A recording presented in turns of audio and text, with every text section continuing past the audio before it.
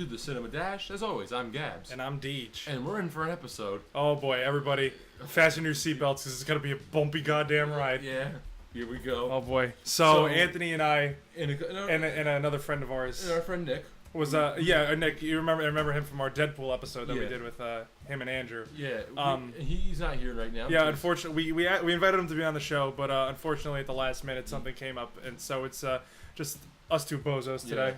We also had another friend who wanted to join us, but he's not here either. Yeah, he's not here either, so nobody likes us. So unfortunately, you're stuck with us. Yeah. So Anthony and I had the quote unquote pleasure of seeing Suicide Squad last weekend. And we apologize that this review's coming out a little bit late because we were all busy during the week, and we also had to get some eye bleach. Yeah. After seeing the movie. I bleached my eyes and ears. Yeah, exactly. After seeing the movie, and but I think we finally mustered up the courage to finally sit down and have a nice civil chat about it. No. I don't. I lied about the civil part, but we're gonna have a chat about it. And hopefully we don't break anything in my room because I like my room and stuff. But like whatever. Yeah. It's cool. If you just need to let it out, just go punch the pillow. It's fine. But anyway, Suicide Squad. Where to begin on this bad boy? You don't really need to begin anywhere. Well, yeah. We can already say this movie's not good. We're gonna come out and say this movie was a dumpster fire on wheels with horse shit and everything bad about the world put in the dumpster. It's almost as bad as Batman vs. Superman. It's not quite as bad as Batman v Superman, which is my least, which I think is the worst movie of the year so far. But oh boy, it skims the edge. All right, it skims it. It's like a near miss right there. Batman vs. Superman is like 2% milk. This is like 1% milk. Yeah, pretty much. That's how closely related it is. But so we're coming right out and saying it's just awful. Yeah, when we going into this movie, I'm like, oh, this is a good idea for a movie. Like, just basically, Guardians of the Galaxy, but just with villains, not like people who are just running just. Well, when you think about it, Guardians of the Galaxy is kind of like they are kind of villains. I mean, but they redeem themselves. You know what I mean? Like, but in the beginning. Yeah. But whatever. But now they're heroes. Yeah, but that movie was good. Yeah, but that's a good movie. That's a good movie. But okay, so basic story I would say is if there is any. If there there was a story, but pretty much what the story is just Amanda Waller is all like, yo, there's like some shit that's about to go down, so let me recruit the biggest baddies in the world and have them be on a team together. And they're going to go on a mission, and if they fail the mission, we're going to blame it on them, and if they succeed, then they'll get like 10 years off their prison sentence. Yeah. And then the movie just, goes from there. Flushes the toilet from then on. It just goes backwards from there. It just goes backwards, yeah. So, my first impressions of this movie, I was really looking forward to it, actually, because I always made the claim that, I said this in the last episode too, but I always made the claim that, like, we've only seen one director in the DC universe, and it was Zack Snyder. So now they're bringing fresh new talent. Well, not new really. David Ayer is very experienced in the filmmaking industry, and you should have an idea of what he's doing. Yeah, exactly. And like I had high hopes because like we're seeing a new director in the fray. Unfortunately, he did not. Yeah, unfortunately, But we're seeing a new director into the fray. Maybe we'll see something different than Zack Snyder's usual style, and because they marketed the movie as extremely colorful and not all doom and gloom as Batman v Superman was. So I was kind of looking forward to it. But then I saw the reviews where it was getting like 23s on Rotten Tomatoes. Yeah, I saw the reviews and I just kind of like, oh god, what the hell? And I was like, oh shit, what's going on?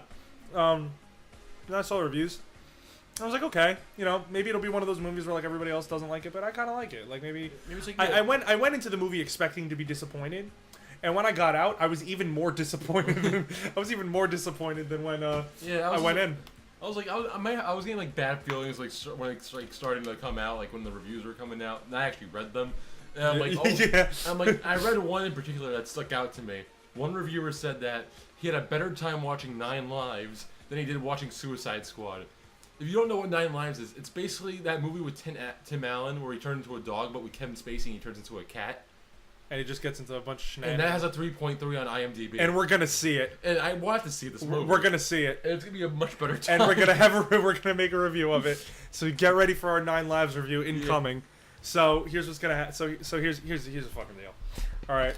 On our outline, right? So whenever we record an episode, we have a document called podcast outline, right? Mm-hmm. And it's like segment 1, story 2, first impressions, so on and so forth.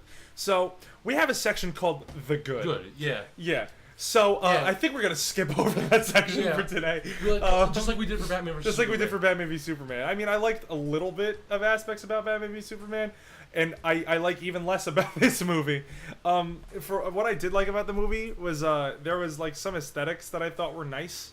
Like I really like the one part of the movie I actually genuinely enjoyed was when they were announcing the characters first. Like when they had Deadshot's opening segment, Harley Quinn's opening segment, so on and so forth, when they were just announcing the squad and stuff like that. I thought that was really cool. I will say there's like one part in this movie. There's 2 parts in this movie that I actually enjoyed.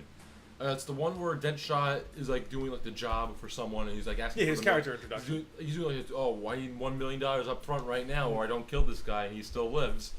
He's like, oh, because you're a dick, and you're gonna give me another $1 million. So and he actually does it. He's like, pew, pew, pew, pew, pew, and he actually did that. Yeah. And there's another one with Will Smith at the end where he's talking to his daughter about the hypotenuse of triangles. And he's talking about killing people while he's doing that as well, so he like it's better explained to his daughter. I just thought that was kind of funny. Yeah, it was pretty funny. Other than that, this movie's complete shit. Yeah, other than that, this movie's trash. Another thing I like about this movie is the acting, for the most part. Will Smith was fantastic as Deadshot. This movie's kind of like, if I saw Fantastic Four, the new one, I would probably relate it to that because they're all a bunch of good actors that work with a terrible script. Yes, and we're gonna get into that, but I really think that like everybody genuinely tried in this movie. Like they tried to like make what they had. Except for a couple people. Except for like, I think 4 people tried in this movie. Definitely Margot Robbie, Will Smith, Viola Davis.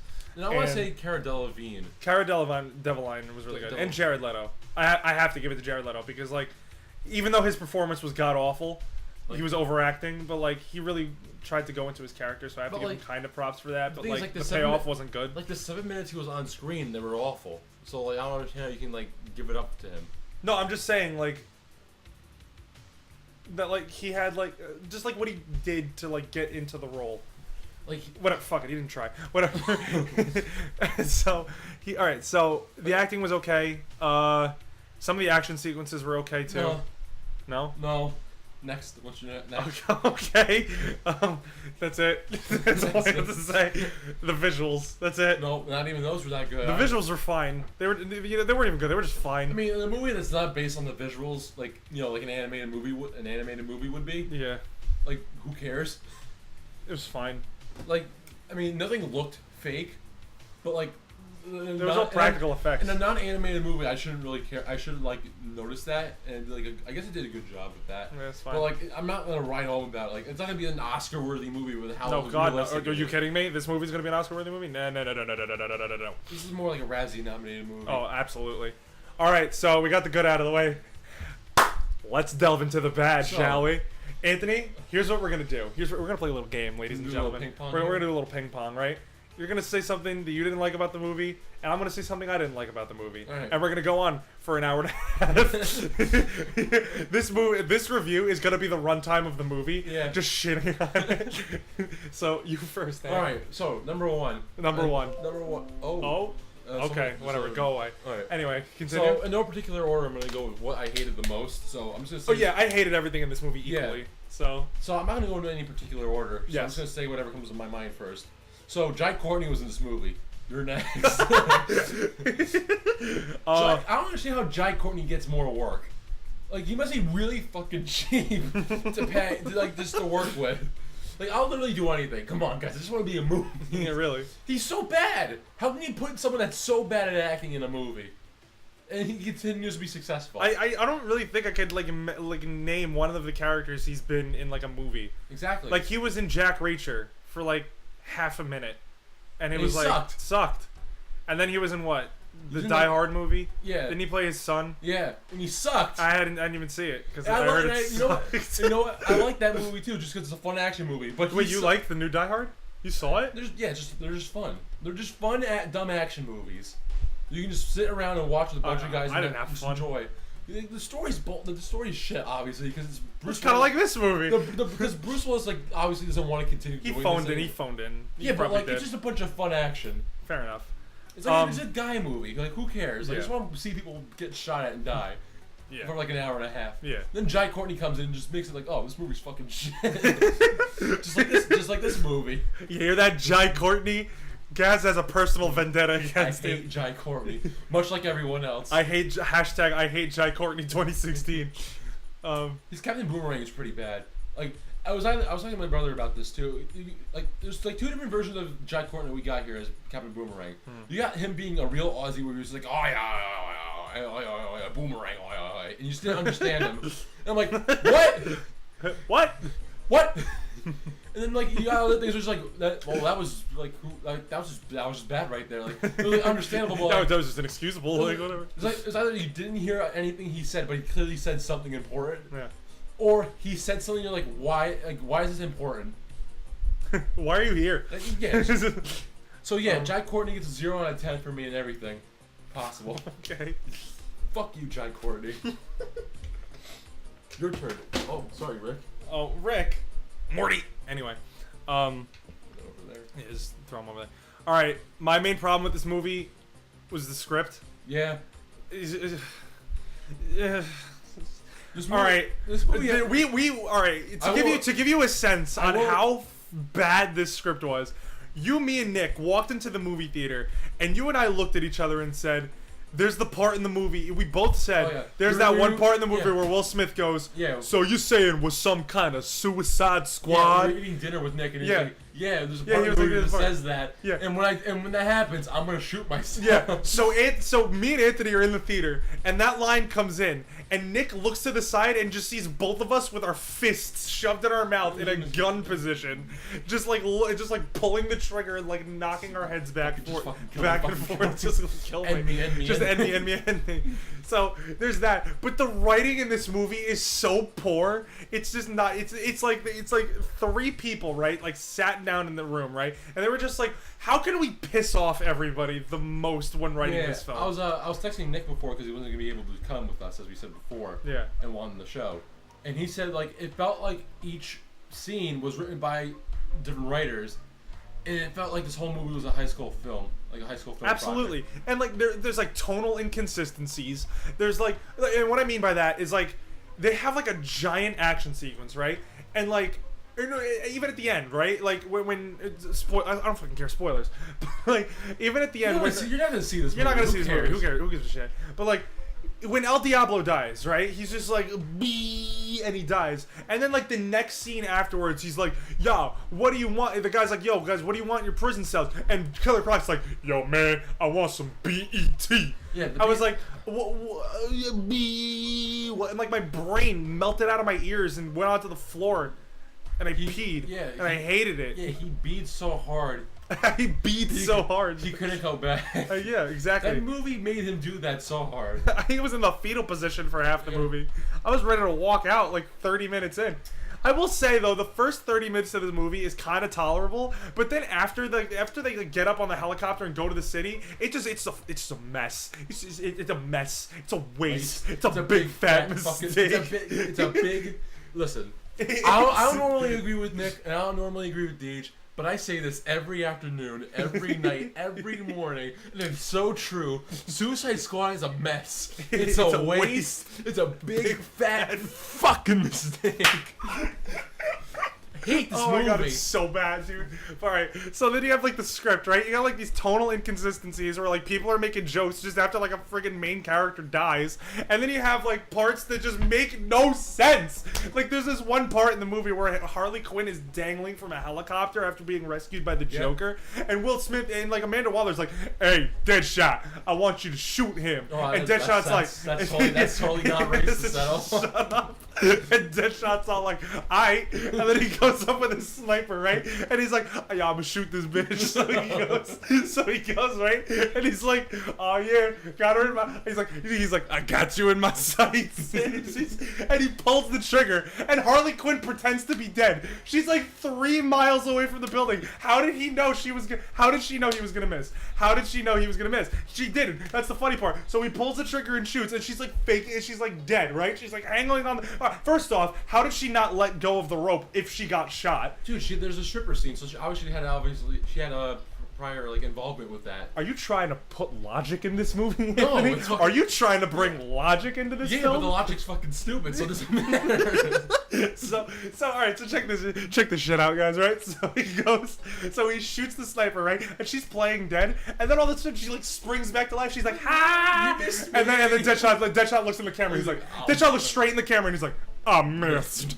He's like, "I missed," and I was like, what? Like, that's cool, bro. Bruh. But I don't fucking care.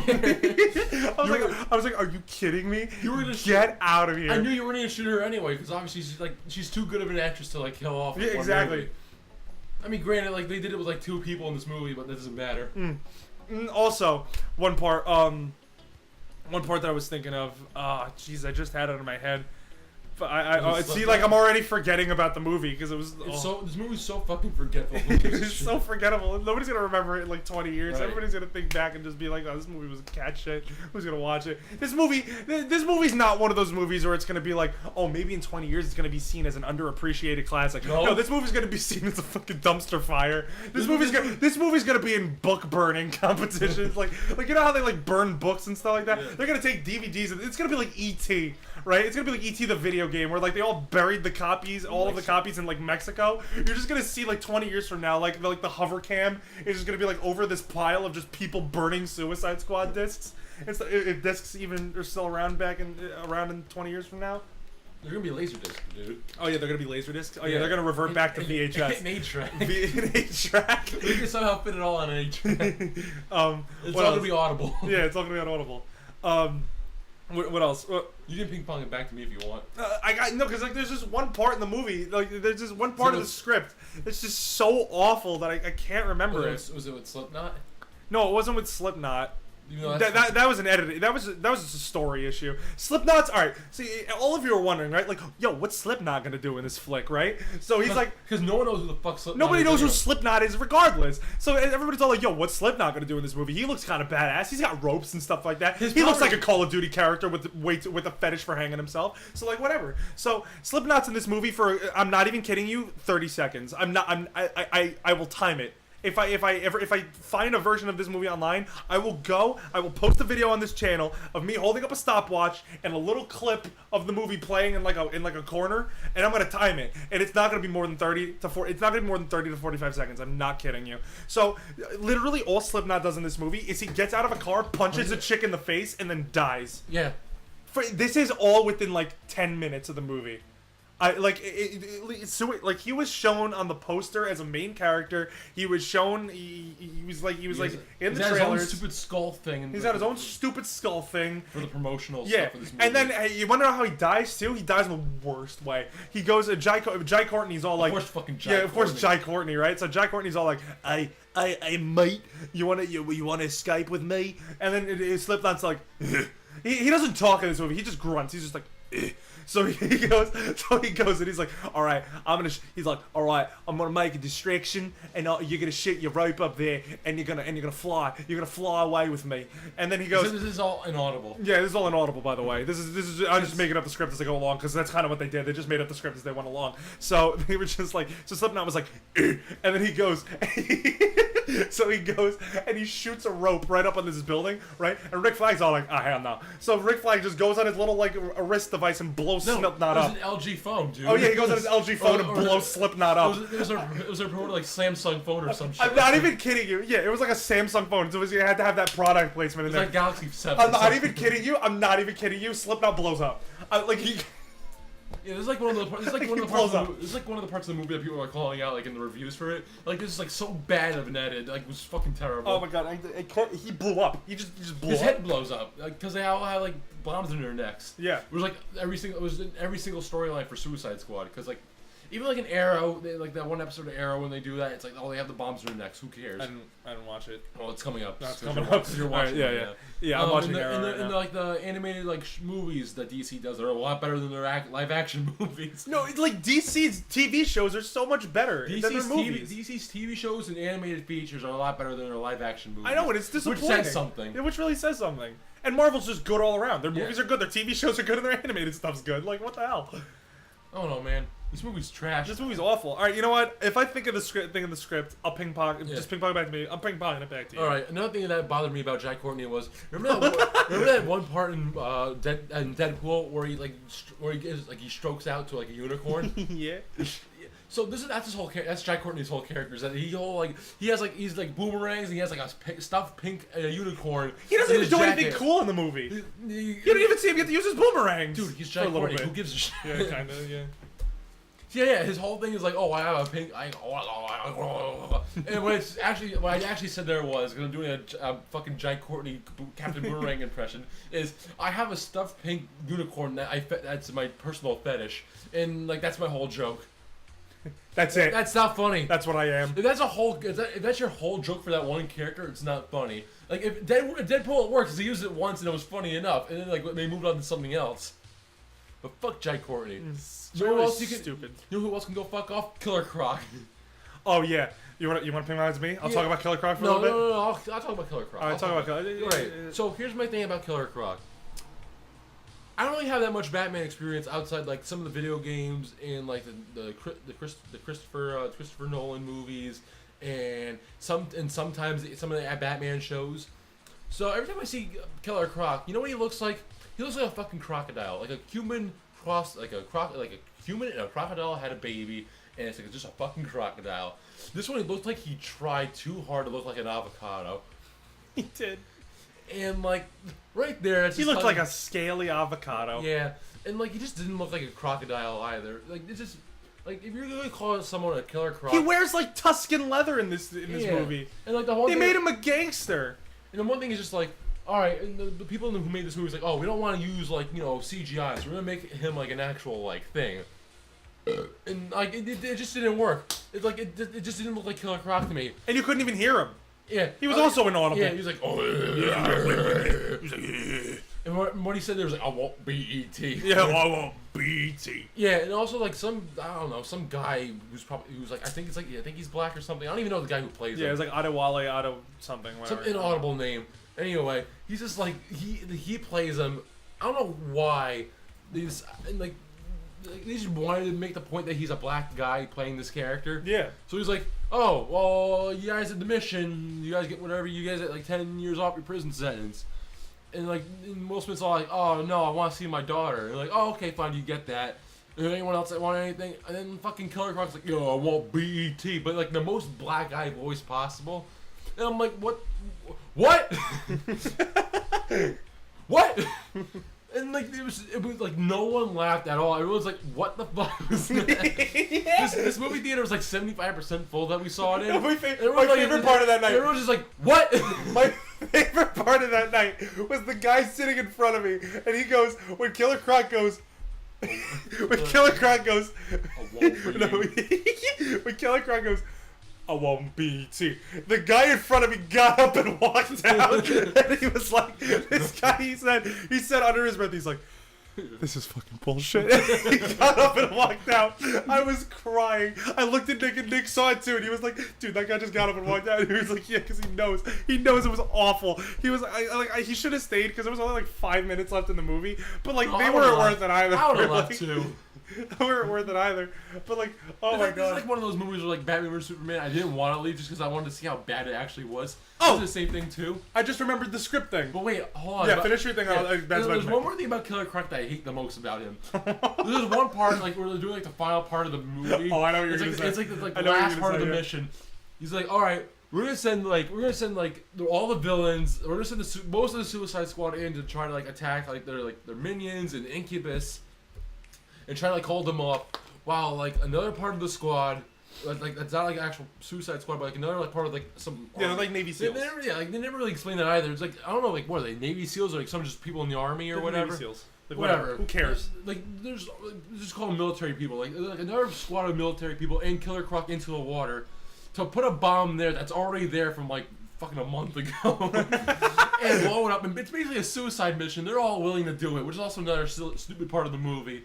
Because like Scott Eastwood was part of that group. Like Scott Eastwood's like pretty good in whatever I saw him in. And, like that's just a waste of a good actor. And I would have liked to seen him in more stuff. So they just kill him off like that and the rest of the squad, except for Killer Croc.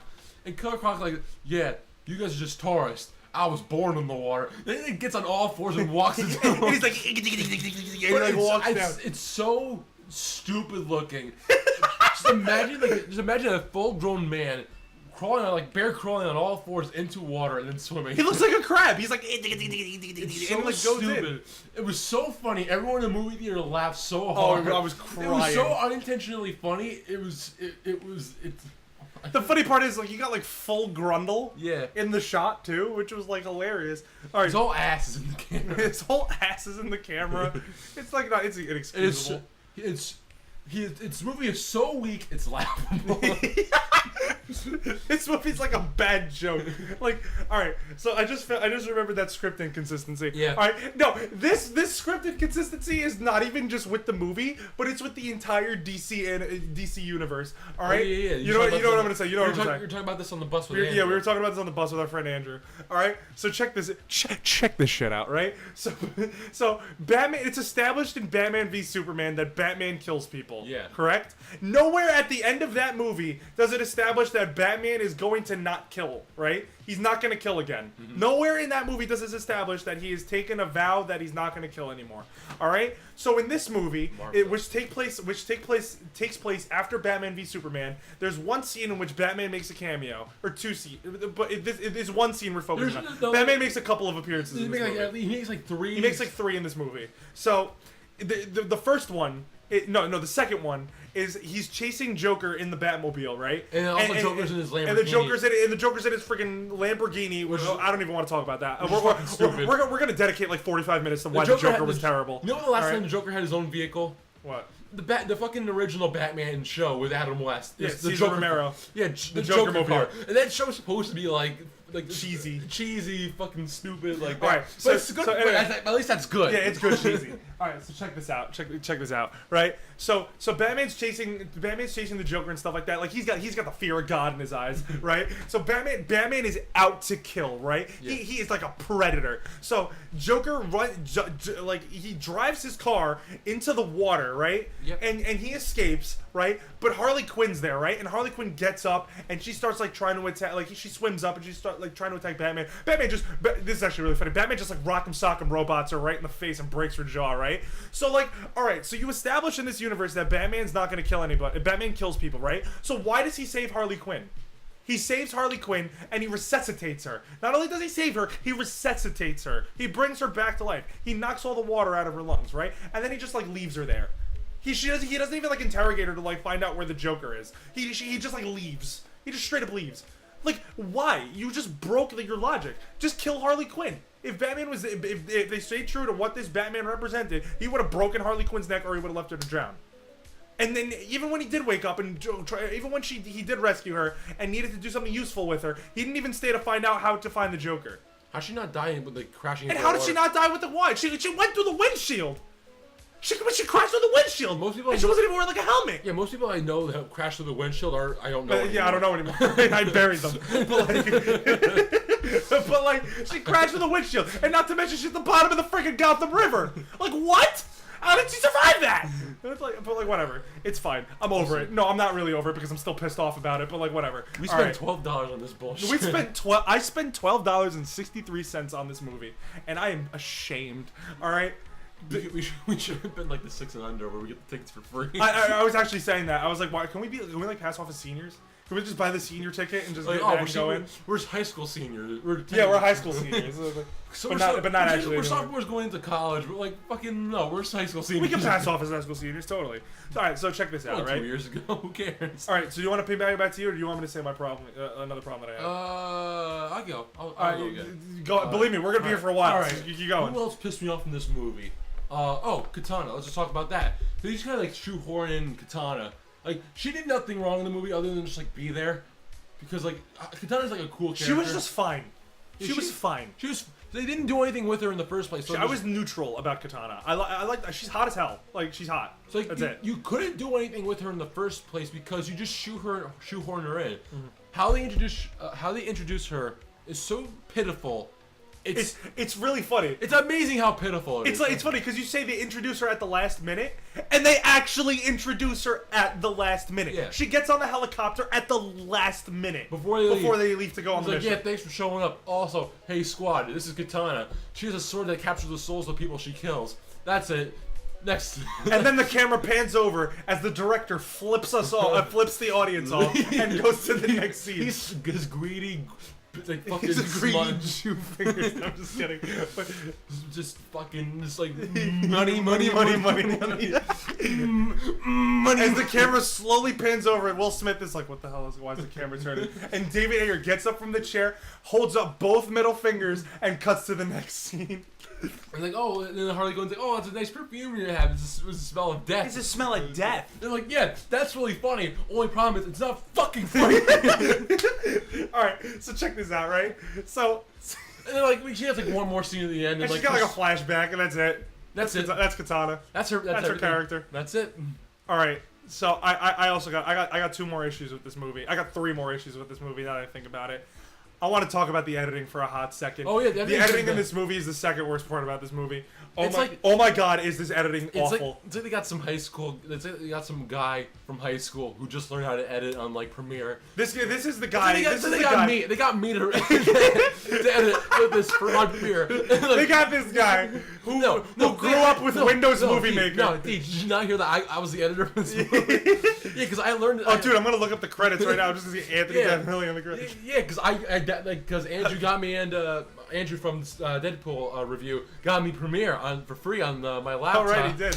Yeah, and I'm like, oh, cool, I can edit whatever I want now. So they're like, oh, Anthony, you want to edit Suicide Squad? And I'm like, oh, yeah, David sure. Ayer got on the phone. He was like, hey, dude, listen, we'll pay you like $300. Do you want to edit this movie for us? I'm like, yeah, sure, why not? I know nothing about editing, but I can try. It's fine. Alright, so check this out, right? So it's so stupid. It's so bad. Alright, check this out. So like in the movie, right, they have all the characters like origin stories in the beginning of the movie, but then they have like 5 at the end of the movie. Introduce like introductions, origin stories and stuff like that. Like, why isn't that at the beginning of the movie? Like, why? Like, with everybody else. No, what pisses me off a lot is just like, there are multiple parts in this movie where it's like, oh, someone's like sitting down and talking, and like they're standing, and they're like, oh, they're standing up and doing something. Yeah, exactly. Like they're like, oh, I'm sitting. As they're finishing their sentence. Yeah, like, oh, I'm sitting down and talking. They're like, oh, now I'm standing up and shouting. What is happening? Why? There's one specific part I can tell you right now. There's like. In the beginning, like you see in the trailer, it's like Viola Davis is like eating dinner with like these 2 guys talking about the Suicide Squad protocol, or whatever you want to call it, the shit's fucking bullshit protocol. And like, she's like cutting up the steak and like, oh, she's eating it, but like, it's like she does it so fast, like it's unbelievable. It's like it breaks her record for how fast she eats the steak. Yeah, like literally like half the steak's I'm cutting it. Oh, it's in my mouth. Oh, I'm done. It's like, oh my god. Like, how's this?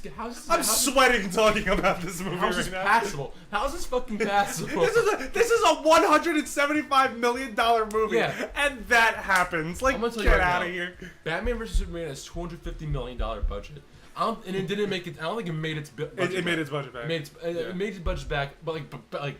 It did it, but like it probably didn't make as much money. Nobody made a profit on that movie. Let's just keep it at that. This movie will make a profit, unfortunately, because like it already broke like box office records for like August box office scores, whatever.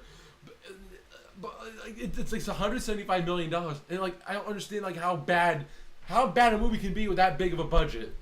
All right, it's like to give you an idea, the first Star Wars movie was $11 million, and it made like that. And it made like almost it was the highest grossing movie of all time for a very long time. It almost broke $1 billion, and like, granted, that's not a perfect movie, but it's a really good movie. Yeah. And like, it did $11 million. Star Wars was 11 million. It's only 11 million. Episode 4 is 11 million. Really? And it made like that's incredible. It made almost $1 billion back. Wow. And like, how can that movie be so good? And this movie is like almost 10. It's over 10 times, almost 2 times. Like, no, it's almost 20 times. It's almost 20 times as much as that. I don't know. I haven't taken math class in like 2 years, and like it's almost 20 times its budget, and fucking it's shit. I can't believe it. But all right, so I say I remember reading an article. I remember reading an article. 40 minutes of this movie was cut out, and then they reshot the 40 minutes. You could tell it was a reshot. Like there was this one scene where like they go to this tower, they go to this like big building, where they have to save this high value target, right? And they go in, and Harley Quinn just like kind of like wanders off and does her. She's a knucklehead McSpazatron, yeah, like from the SpongeBob movie. We're talking about the elevator. Yeah, she was in the elevator, right? So she's just like up there. She's like, and all of a sudden these guys just come in and stuff like that, and I'm like, okay, she's getting attacked in the elevator. But then I realized that this is a reshoot and a half because she's just like there, right? Her hair's all perfect. Yeah. She looks perfect. So it looks like it was the first scene they shot in that day that they were reshooting stuff. And then everybody just comes in, and they were just like, generic fight scene. Fuck. And then she gets to the top, and she's like, hey boys, the guy's coming, and then they walk away. I was like, what? Hello. What? I was like, what? And then what? Yeah. It's like this movie. Okay. And then just like throughout the movie, like the editing for the action sequences are awful. Like there's not shaky cam, like you can clearly see what's happening, but it cuts so many times that you can barely make out what happens. Like it takes like 7. It takes like if Captain Boomerang was taking his boomerang and slicing it across like a guy's like one of the enemies like heads and stuff like that, it would take like 12 cuts for his arm to like reach back, move across, cut the guy's face, and then go back to like wind up the hit again. Not only that, it was like 13 cuts. It would cut to like other people doing their shit too, like Deadshot shooting someone, and Harley Quinn like smashing someone with a bat, and Katana slicing. Not even Katana slicing up someone with a sword because you don't see her in the fucking movie. Yeah, it's whatever. Diablo's like just sitting in the background like doing nothing either. Yeah.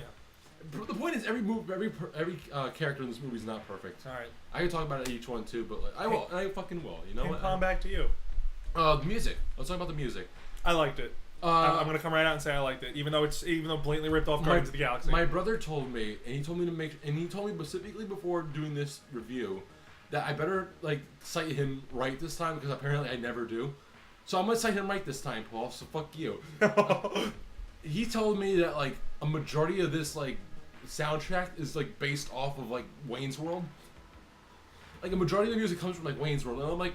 Yeah. Huh. I'm like, yeah, you're right. this movie, like, I don't understand why like, whoever made fucking Wayne's World sues who made this movie for the fucking ripping off the soundtrack the whole time. It's like, in like, the worst part about the soundtrack is like, they asked Panic! At the Disco to cover Bohemian Rhapsody. It's Brendan Urie doing karaoke in the words of Anthony Fantano. It's Brendan Urie doing karaoke. And like, it's like one of those things where like the song is like one of the most famous, most perfect fucking songs ever made. Why would you not just waste the? Why would you just not pay for the rights for the entire song? They already did pay for the rights. It's used in the trailer. So wait, oh yeah, that's fucking right. They did it twice. It's used in the trailer. So they paid Panic! At the Disco to cover a song they should have never covered at all, or anyone should never cover it at all. And then they actually paid Queen to fucking use that for the rights to that song. Congratulations, DC. You played yourself. You played yourself. You fucked up. You played yourself. This fucking soundtrack. Oh my god, this is the worst. And every time like they had someone from Suicide, like in the Suicide Squad, they had to throw music in there. Like, oh, Deadshot, throw music. Oh, Harley Quinn, oh yeah, let's throw some music in there. Oh, Captain Boomerang, oh yeah, he's part of the Suicide Squad. Let's throw music. You got it. This movie never has a dull. Never has a dull moment where there's no music. Which isn't a bad thing. No, it's a bad thing because I sometimes just want to hear them talk and not listen to a song. I don't want my Spotify starter list to be playing while I'm watching a movie. Is basically what I'm trying to say. I don't want Spotify in the background. All right. So there's that. Yeah. Back to you. All right. Now here's the topic everybody's been waiting for. Yeah. We're gonna talk about the Joker. All right. All right. Check this out. I read an interview with one of the producers of Suicide Squad. Yeah. And they said there was enough footage in this movie of the Joker to make his own movie. Okay. Okay? So you would imagine my disbelief when, after walking out of the movie Suicide Squad, there was only 7 minutes of the Joker in this movie. And half of those minutes were him staring at the screen and breathing very heavily. Yeah. Also, I want to also point out that he has more screen time, like on Harley Quinn's phone, because they're texting each other. Joker's text messages have more screen time than the actual Joker himself in this movie. Before you go off and explode, I'm just gonna say right off the bat, like, why would you like put him as like the main focus of a trailer, and everyone's gonna expect him to be like in the movie for like a lot of time, and like you just give up like 7 minutes. You know what I don't understand? You know what I don't understand at? Yeah, what? What don't you understand, DeGe? Would you agree with me that the Joker was essentially the main focus of at least one of the trailers? Oh yeah. Would you agree with me on that? I think it was in multiple trailers actually, and I think one of the. So you would say you would agree with me on? Yeah, that? I think I think actually there are a lot of YouTube videos online that can verify this answer. There's a lot of just talking about the Joker in one of the trailers because everyone was like, "Oh shit, it's the Joker." Yeah, it's Jared Leto's Joker. Yeah. Definitely. Yeah, I think we talked about it too. See, we did when we did our trailer trash. Yeah. When we did that. So, I'm sorry, trailer talk, but either way, it's trash. So, would you imagine my disbelief when I sat down in the movie theater, I got all comfortable next to you and Nick, and the first time the Joker was on screen, he was in a straitjacket talking to Harley Quinn, and I was like, okay, this is the Joker. This is who he is. He forces Harley Quinn to fall in love with her, and he uses her, he manipulates her, and eventually she suffers from like massive Stockholm syndrome, and she does whatever he wants, like giving like how she was able to give him a machine gun. One moment, please. And we'll talk about how bullshit that scene is in a little bit. But I just want to get this off my chest for a hot second. So she gets him a machine gun, and he breaks out, stuff like that. And I was a little apprehensive about him because the whole tattoo situation, and it looks like a fucking he spent a little bit too much time in the Hot Topic store. Hot Topic literally just threw up on him. Literally just ate him up and spat him back out. So shit him out. So I would probably say my main problem with this movie is where was the Joker? Yeah. I agree with you. So I would like to give a little bit of a breakdown as to what we saw in the movie. Yeah, go ahead. So we see. You take your time. Thank you. Yeah, I appreciate that. So we see the Joker. We see the Joker for a total of 7 minutes in this film. Yes. So describe every minute, every second. I would love to. Every I would love to. So the first time we see the Joker as himself is when they're having the chase with Batman in the Batmobile and his Lamborghini that he for some reason has. And he drives into the water and escapes. So I was like, okay, a little flashback. Maybe we're building up a little bit of character here. So maybe we're gonna finally see some of like Jared Leto. He had all this preparation, this method acting that he went into to really get inside the Joker's head.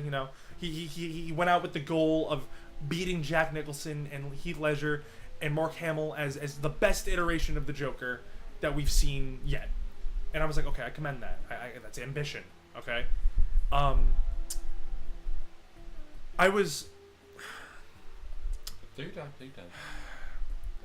There was one scene where Harley Quinn is a stripper for some reason, and Common was in this movie. Yes. And he goes up. He goes to meet the Joker. Common, like the guy who won the the Oscar. Yes. The Oscar, who's in this year for Selma. Who's in this movie for 30 seconds as well. Oh yeah. And it's really really funny actually. Just Selma wasn't last year. That was 2 quick years ago, sidetrack. right? No, that was last year. Oh, yeah. No, actually that was 2 years. Yeah, it was 2 years ago. So quick tangent for a quick second. Common was one of the top billed for this movie. Yeah. He was literally right next to Jared Leto's name in the movie. So I'm just gonna let that sink in for a hot second.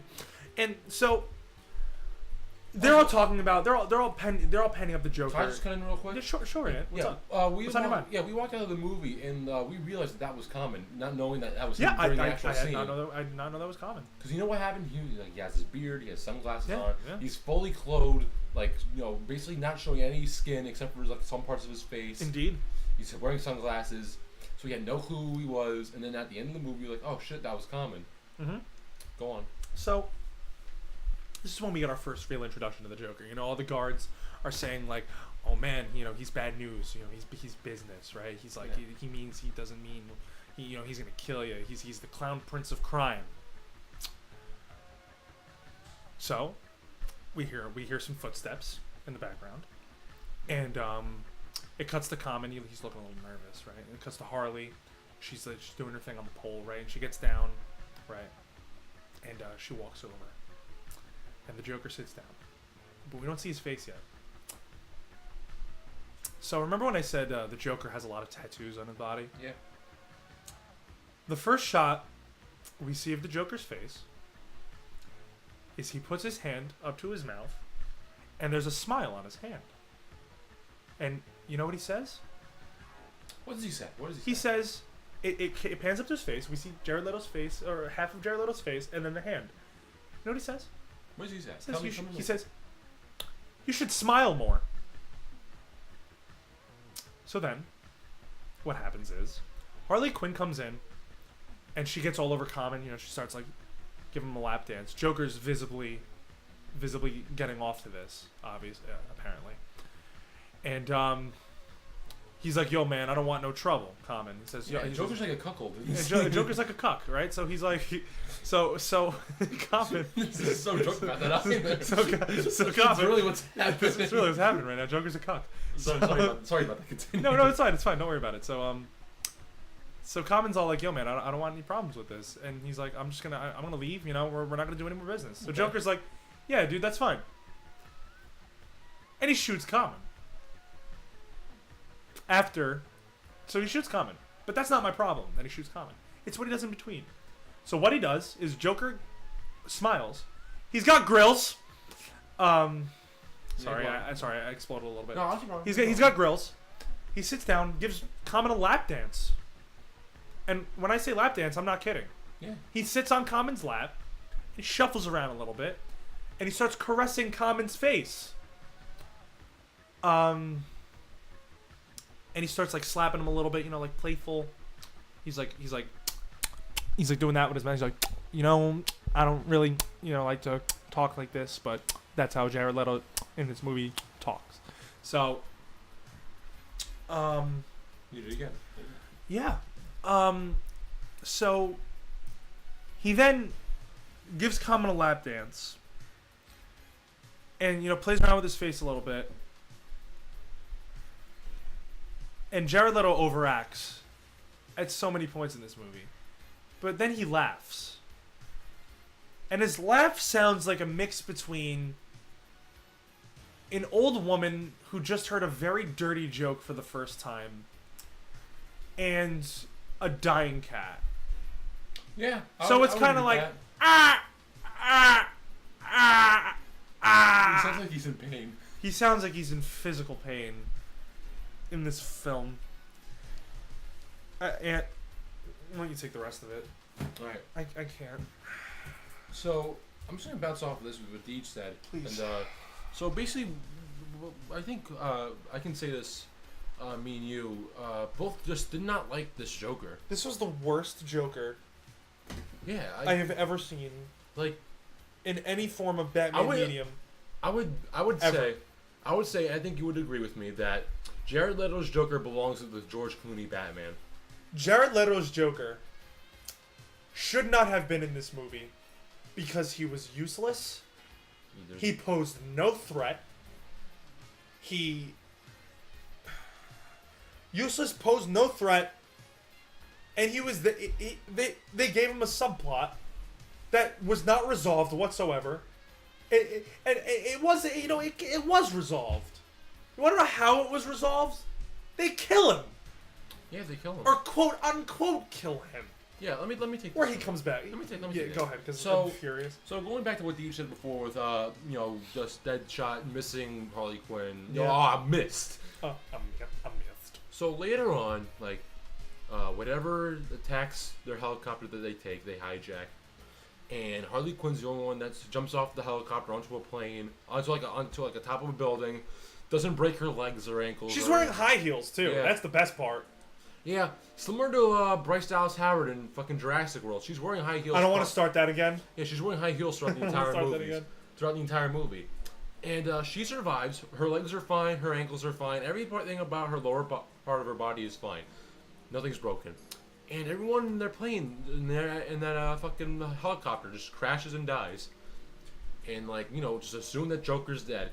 And everyone in the movie theater is like, "What the fuck is that? What sense does that make?" Billing Why Jared is this Leto- happening? What fuck sense does that make that billing Jared Leto as the Joker, the most famous movie villain of all time, arguably, Comic book villain. comic book villain, even movie villain, I would say. I would say Darth Vader. Well, whatever. Like one of the. Whatever. One of the. Doesn't matter. We're gonna start that conversation. Anyway, so whatever. Whole movie goes on. Everyone in the movie basically forgets that Jared Leto's Joker died. We're going on with the movie.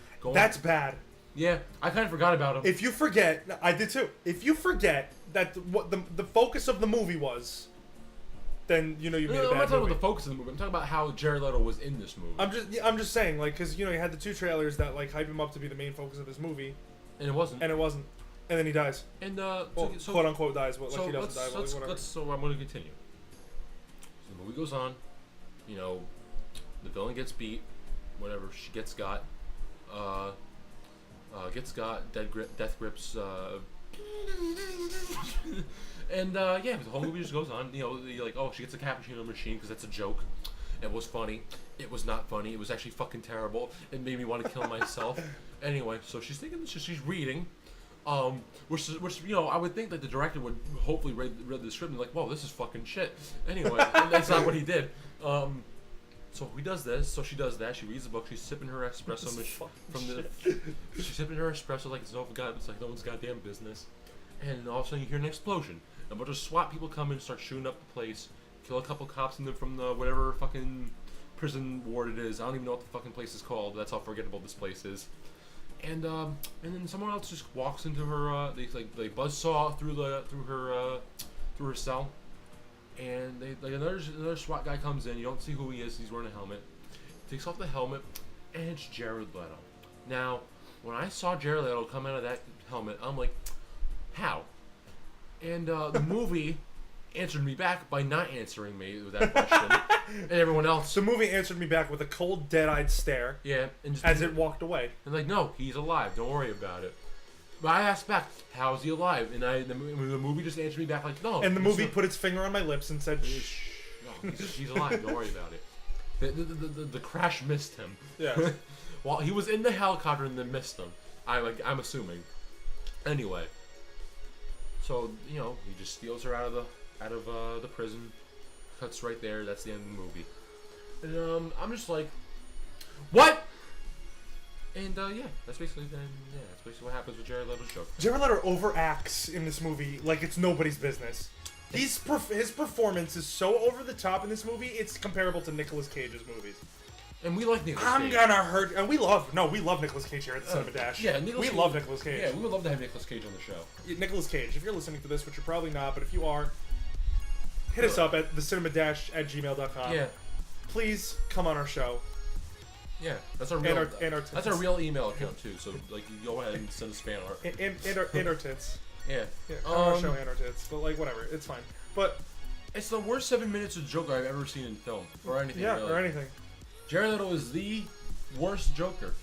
He tried to do, in my opinion, Heath Ledger, but he tried to do a bad impression of Heath Ledger, and that bad impression of Heath Ledger made him this movie.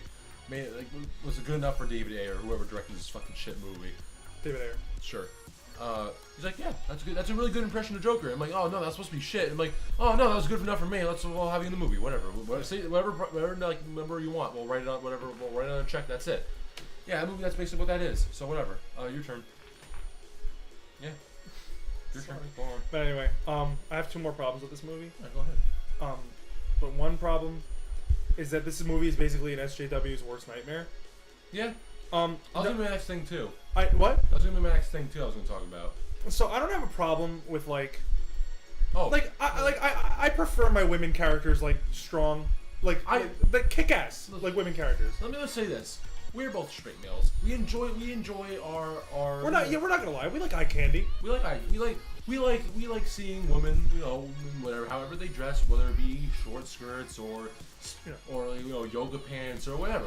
We enjoy the presence of women. Exactly. Yes.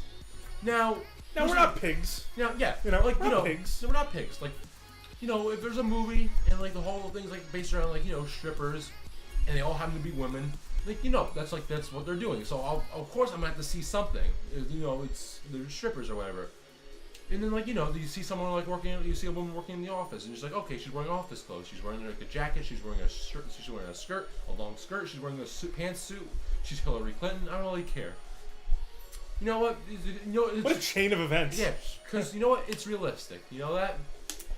So we're watching this movie, and there's two women in this movie who are very attractive. There's Margot Robbie, who's very attractive, who we saw naked in Wolf of Wall Street, and it's one of his, it's Martin Scorsese's movie. Scorsese's, sorry about that. It's all good. It's one of his movies. He's very vulgar with that, so like obviously we're gonna see something with that. Honestly, he doesn't really care about that either because it's it's whatever he wants he makes, and it's a very good movie regardless. Yes. And there's also Cara Delevingne, if I'm saying that last name correctly. Cara Delevingne, whatever you want to say. That's not how I say it. Anyway. And she's a model. She started out her career as a model, and she was in Paper Towns. She was in a couple other things, and then she was in this movie. Okay, that's fine. Okay. Like I don't really understand like why models have to be actors because they're just pretty. They're eye candy. Like they have to be in movies. Like whatever. I don't really care. But some have talent. There's obviously talent. For instance, Rosie Huntington-Whiteley. Yeah. She's the pregnant one in Mad Max Fury Road, and I thought she gave a great performance. And she did a great performance. That movie's almost fucking perfect. That movie is almost perfect. But anyway, the different movie. Yeah. That movie is nowhere near this movie. Yeah. Let's continue. Like Suicide Squad, and then the other end of the spectrum is Mad Max Fury Road. Exactly. Cara Delevingne, like I said, I liked her in this movie. She did a nice job. Mm-hmm. She did an okay job with the script. Mm-hmm. It's like I said, it's like Fantastic Four, but like with great actors, but they just had the worst fucking script ever. Yep. And so to talk about this more, Harley Quinn, the majority of the time you see her in this movie, always has a pan out shot from her feet to her head. And it's always And it always kind of slightly lingers on her ass. Yeah, and always, it's just like whenever she's bent over, like when she, like in the trailer, where she bends over to get like the purse, like she smashes the window. It's just her bending over, not like even realistically bending over, like going over, like maybe like crouching a little bit to get the purse. She bends over, only like her with her legs up straight and her waist like just going all the way down like that, like basically like a right angle almost. Mm-hmm. Like I was almost, she was shaking her ass toward the camera. And I'm like, why? That's like, why? Like I appreciate it, but why? Don't get me wrong. And then like also like she's like Harley Quinn starts off with a Batman animated show with because she was supposed to be opposite of the Joker. They wanted a female version of the Joker, so they made Harley Quinn. That's how Harley Quinn's character is. In no part of the animated show, I am sure she's not overly sexualized. Granted, she wears like a tight Jester's outfit. It's what she is. She's a female version of the Joker.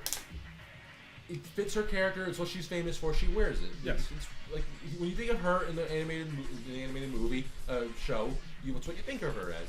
There's nothing skippy about it. It's a cartoon. It's a 90s cartoon. No one really had that thought in their mind, really. Mm-hmm. No one really cares about that in cartoons because they're fucking sick. If you do. That's my thing. Then you have, you get like the Arkham games. She's wearing like a skimpy nurse's outfit. You know how that works? It works because Joker in the game is sick, and she's taking care of him because she loves him, and like whatever. She wears the outfit. It's no big deal.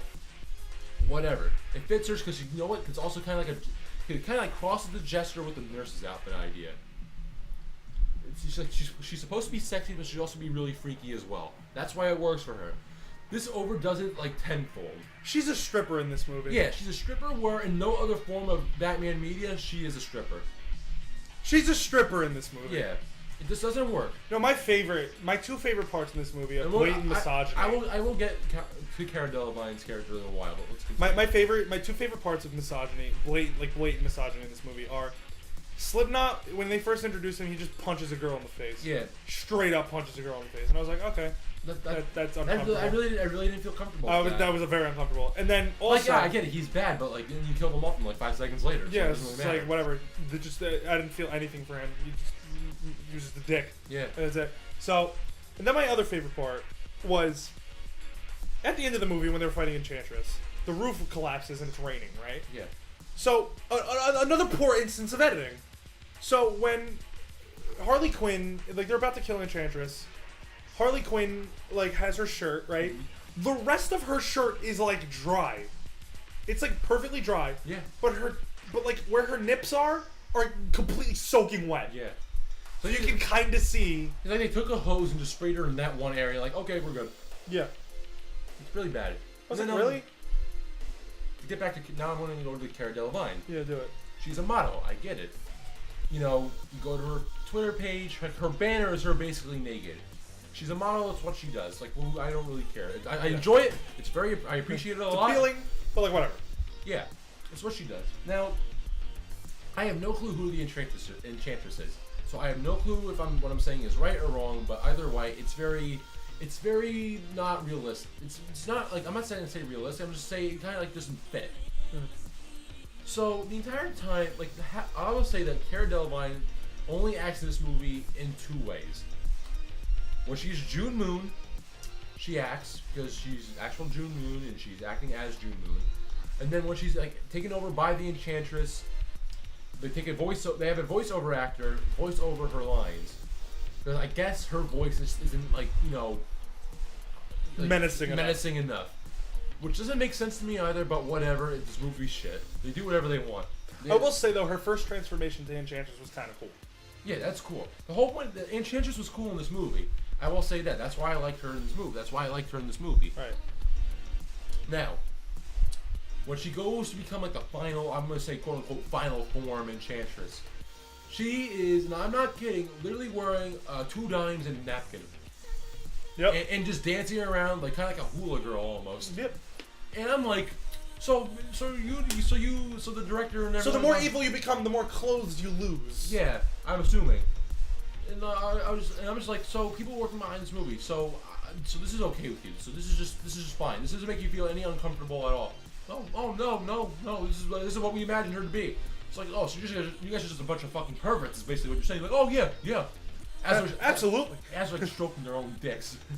It's just very uncomfortable to see that. Like, it didn't fit it. Like, and like they did the same thing with Wonder Woman and Batman vs Superman too. Granted, like in the Marvel Cinematic Universe, they do it kind of too with Black Widow, and then like, you know what, you get used to not as much, definitely though. Like, not you know, they introduce her in Iron Man 2, and like, you know what, they take their liberties with that, and then like, you know, you see her more and more in these movies. Like, okay, we get it, we got it. Like, we're making her an actual character now. She's like the, you know, she's another character. She's another Avenger. Who cares? Like, she's like just another hero. They don't do it with Scarlet Witch. Don't really do it with anyone like of note. Whatever. But in these movies, they do, and it really makes it uncomfortable for people to watch it in the movie. Like, oh, now I just popped a boner. Now I don't know why I did that. Oh, I got a half chub. What's going on there? I'm getting chubbed, and I don't know why. Point is, it just doesn't work. It just didn't fit. It's stupid. And people I saw online called this out, and they got called out, and they got people responding to them, saying like, "Oh, it works. Shut up. Whatever." And to be honest with you, I just said it doesn't. So it doesn't work. It just doesn't fit, because from like what they're based on, they never did it with that. So why make it any different if it worked in another form of media? Yeah. All right. I think we can move on from that. It's stupid. Yeah. My last problem with this movie is the directing. So I've seen both of David Ayer's done, I think, like 4 movies. I've seen 2 of them. I've seen End of Watch and I've seen Fury.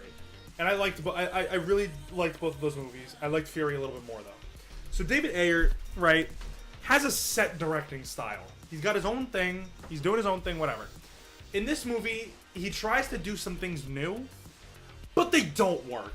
I commend him for trying to like improve upon his style, but no, David, it didn't work. Like, he tries to go all Wachowski brothers, or should I say sisters now, but he tries to go all Wachowski sisters, and he tries to utilize slow motion and stuff like that. Yeah, the whole ending was like 5 minutes slow motion. Like, it's such a blatant attempt to extend the length of the movie. Mm-hmm.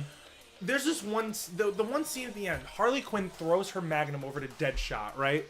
And she throws it in slow motion, right? So it already looks stupid as hell. Mm-hmm. But David Ayer extends the scene for like 6 minutes, showing like 5 different shots of the Magnum flying through the air. It looks like a parody of a kung fu movie. Yeah. Like, it's like 5 different shots of the Magnum just like flying through the air, and then there's one singular shot of like the Magnum chamber spinning or whatever, and it lands in Deadshot's hand. And then he slow motion brings it up to the front, which takes like another 18 years, and and then it's like.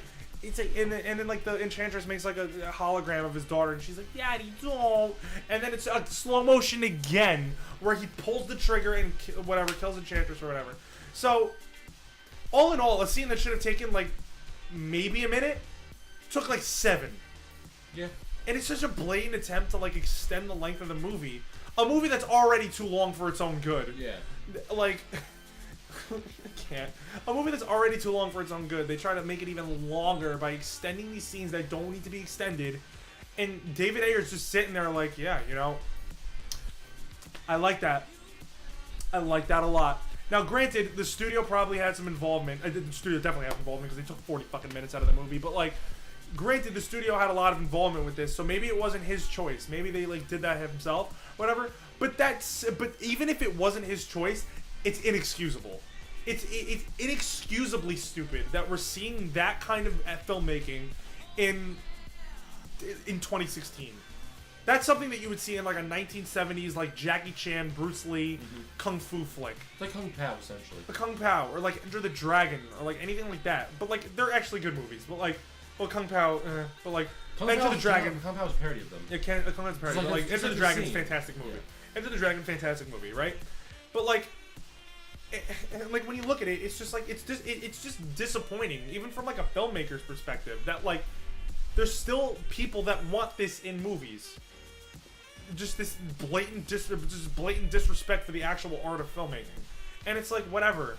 And like I know I'm probably looking into it a bit too much, but like it like pissed me off. Like it genuinely made me angry that like I had to see this Magnum flying across the screen and 6 different shots of just this Magnum flying across the screen for like 20 minutes. It was like an E.T. where he like flies across the moon. But that was actually cool. That actually had purpose to it. Mm-hmm. And like with this, it's just a gun. It's literally just a metal object flying through the air where it has no emotional weight behind it. It's just there. And it's like, whatever, dude. It just drags. This movie's a drag. It just drags on and on and on. And the rest of this movie, kind of like this review, it just drags on and on. But like whatever. But like, it just the rest of this movie just drags and drags, and you see similarities between David Ayer and Zack Snyder, pacing issues and tonal inconsistencies and stuff like that. And granted, I know the studio was involved, but like, get your shit together. I want to talk about one more thing, then we can end this off. Please. All right. Anything you want. I want to say that this movie, like. Every movie has a point to it, I will say. Yeah. Batman vs Superman, even though it's a shit movie, the point is, you know what? It's going to be Batman and he's going to fight Superman. And you know what? They did that for 15 minutes, and that was it. And now they're best friends. Granted, like, that's the point of the movie, and it was a shit movie. It's like it's my least favorite movie of all time. But, like, you know what? This movie, I'm going to say, there's no point in it. I don't feel like there's a plot to this movie. There's so many things in this movie that have no point that it just invalidates the rest of the movie. If there's a plot, then it just makes no sense, really, to me. Oh, the characters are shit. They have no point to them. They have no depth. Like, you know how like your paper, like when you're writing for like an essay for college, you have to have a thesis statement. Yeah. This movie didn't have a thesis statement. You know when you're writing a paper and you just put in like paragraphs of filler, just to kind of meet the page requirement. This whole movie. This movie's filler. That's all this movie is. Mm-hmm. It's filler, with like a couple of like minor, like minuscule amount of interesting things happening in between. Like if there even is a fucking thesis to this movie, the fucking thesis statement of the movie is Suicide Squad. That's it. That's it. It's a Suicide Squad. That's it. They're doing. It's them. I also forgot to mention, again, major tangent, that Viola Davis was good in this movie. That's all I want to say. mentioned at the beginning, but Did we? All right, yeah. whatever. Viola Davis was great in this movie. She played a great Amanda Waller. Yeah. But anyway, continue. But as we said before, there's no real point in this movie because, and if there is one, and you can gladly point it out to me, it doesn't fucking work. I think this movie should have been made. Yeah, it should have been made. It should have been made. It would have been a cool movie. But I just wish it was made better than it was. Yeah. I just wish more effort was put into it. There's a good no studio involvement. There's a good movie somewhere in this movie. There is a good movie somewhere in this movie, and there are points in which this movie could have been great. There are so many points in which this movie could have been great. It's just under tons of shit. It's just this filler in between. There's useless shit in between the good parts. How few there are. And it's just what even when you think there's like a point to this movie, like, oh, Suicide Squad will get this important person from inside Midway City. Like, all right, let's go do that. It turns out to be Amanda Waller, and I'm like, so what's the fucking point of that? Why was she there? We don't get any explanation as to why she's there. Because like the majority of the time, like she's with them when they're like she's picking out like the people who want to be in like the Suicide Squad, and like she's there when she's like where Will Smith's like showing off his like capabilities with handling a gun, and somehow she ends up in Midway City. And I'm like, how the fuck did you get there? What are you doing there? And like, there's no point. There's no point in this movie where you're like, oh, I get it. This is what the movie's trying to be. Like every movie has the underlying like theme in the movie as well. Like, yeah. You know, with Guardians of the Galaxy, like, oh, you can accomplish anything as long as you do it like with friends or with people you like you team up with people. This movie tried to be that, but it doesn't work because they just shoehorn in like their friendship all together. They're bad guys. It's what they do. Yeah, I get that, but fuck you. And there's no sense of tension in this movie either. No, not really. None of the stakes were high. You didn't feel anything. Like they were just like, "Yo, Incubus, it's gonna destroy the city. Like we gotta move." Like okay. Even when they said, "All right, go, shoo, like go, do it." Like they could have just sat there on their asses and did nothing. I still wouldn't have cared. Yeah. And then they could have just they could have killed Incubus, which they did, and I still don't care. Yeah. If anything, I wanted Incubus to win, just so the movie could be over. It's like one of those situations where I would want to see a movie where the villains win, even though they really don't, because this movie, like, even though they are a bunch of villains, it's clearly like the government won in this movie because they made people who wanted it, they didn't want any part of it to do what they wanted to do, and it makes the movie feel helpless. Yeah. And yeah, I would agree with you. Like, yeah. All right, this has gone on for way too long. Yeah. We knew it was going to be a long episode, but I didn't expect it to be this long. So this movie's awful. Don't see it. See it at your own risk. Don't spend money on it. Don't spend money on it. Don't spend money on it. Do what I told everyone, just see it online. Just see it online. We don't encourage pirating. Warner Brothers, DC, whoever else fucking made this shit does not deserve the money for it. Warner Brothers is a good studio, though. Like, they made a bunch of good movies last year and this year. It's just they're really pounding it in with the DC universe. Like, it's awful what they're doing. But, like, whatever. But we don't support torrenting. We believe that every filmmaker puts their heart and soul into a movie, and they should be supported. But this movie's inexcusably bad. And like Batman v Superman. Like Batman v Superman. And, like... Because, like, I want to do this stuff when I get older, and I really wouldn't like if somebody, like, torrented my movie. You know what I mean? Yeah. But, like, really, just... If you really want to see this movie... Wait till it's on, like, on demand on IO or something. Like, don't torrent it. Because, like, people worked really hard on this movie. Or, like, just wait for on demand until it comes on, like, free on demand or something. Or, like, on demand. Watch it with a bunch of people. Watch it with your friends. Pick it apart. Yeah. Rip it apart. Who cares? Just don't torrent it. Because, like, that's not cool. Because, like, you know, a lot of people worked hard on it and stuff like you know, they worked hard on it, but, like, you know, obviously the end result was shit. Yeah. So...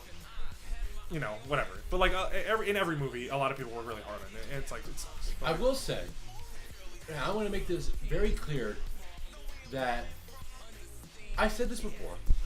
Man of Steel was like my first strike with the DC Cinematic Universe. It's not good. You think otherwise? Whatever. But whatever. It's just not a good movie. It was one of my least favorite movies. It is one of my least favorite movies because it's too boring. All right. It makes no sense. And what everyone didn't like about it, they decided to make it the whole point of Batman vs Superman, and that movie was shit too, and that was strike two. And then I said in that review that if Suicide Squad wasn't any good, I do not want to see any more DC movies. Unless it's for the channel, then I'll wait to see it like a couple of weeks later.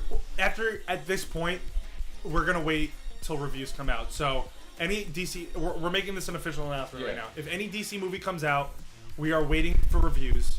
And then we are deciding if we are going to see them or not. Yeah, because honestly, like... The next one's what?